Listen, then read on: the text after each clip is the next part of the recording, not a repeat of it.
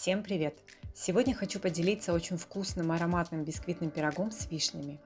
Пирог готовится очень просто и быстро. Получается мягкое воздушное тесто, сочная начинка с ванильно-лимонным ароматом, а сверху хрустящая песочная крошка. Это очень вкусно. Также рекомендую посмотреть на моем канале рецепт нежного ананасово-малинового пирога, ссылку оставлю в описании. В конце видео будет небольшой обзор следующего рецепта, поэтому обязательно досмотрите ролик до конца.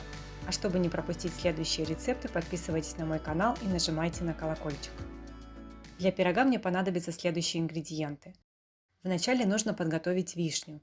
Этот пирог можно печь как со свежей, так и замороженной ягодой. У меня сегодня вишня свежая. Удалила все косточки и пока оставляю в сторону.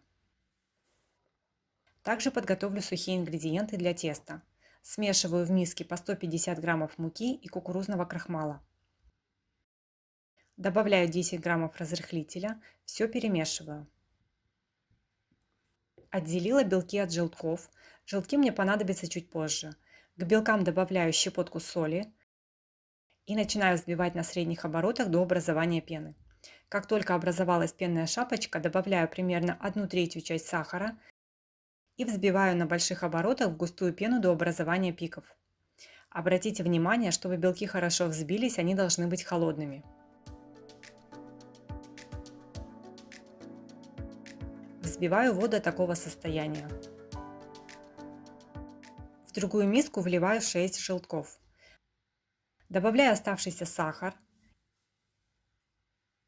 и цедру одного лимона.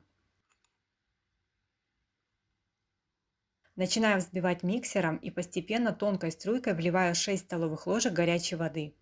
Воду я налила из чайника сразу после закипания.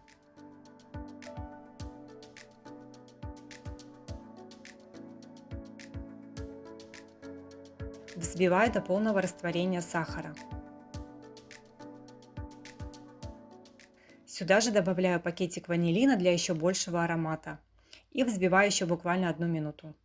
Должна образоваться вот такая пенная шапочка. Пока я взбивала желтки, температура всей массы уже снизилась до комнатной, поэтому к желткам смело добавляю взбитые белки. И очень аккуратно перемешиваю, чтобы белки не осели.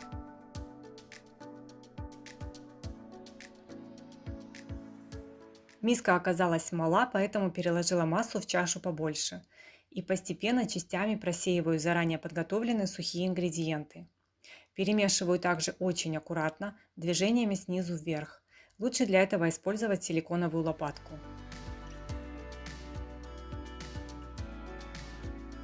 Тесто готово. Вот такой консистенции оно должно получиться. Выпекать буду на противне размером 32 на 40 сантиметров. Дно и бортики выстелила пергаментом и смазываю небольшим количеством растительного масла. Если у вас пергамент силиконизированный, то его можно и не смазывать. Выливаю все тесто на противень.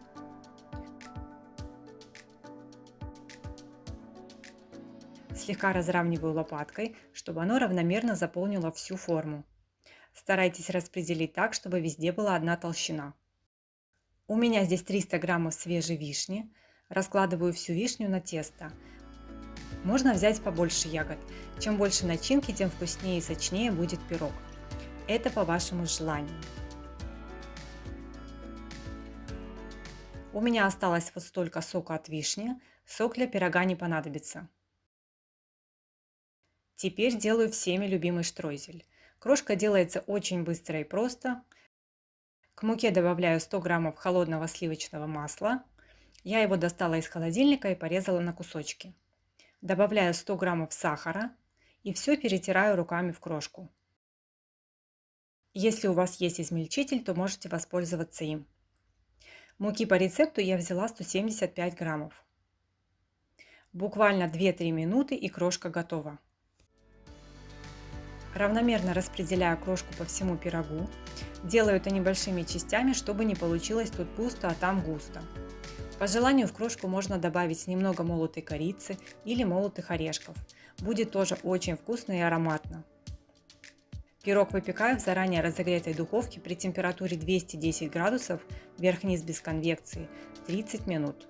Вы смотрите по состоянию вашей духовки. Прошло 30 минут. пирог готов, полностью пропекся. Получился великолепный пирог к чаю, красивый, золотистый, очень нежное мягкое тесто, сочные ягоды в сочетании с ванилью и ароматной лимонной цедрой. И все это дополнено хрустящей крошкой, которая делает пирог еще более румяным и изысканным. Все ингредиенты с указанием точного количества, как всегда, будут в описании под видео. А в следующем видео я поделюсь рецептом очень вкусного сезонного блюда. Это фаршированные кабачки с вкуснейшей пикантной оригинальной начинкой. Я всем желаю приятного аппетита, и чтобы не пропустить рецепт, подписывайтесь на канал и нажимайте на колокольчик.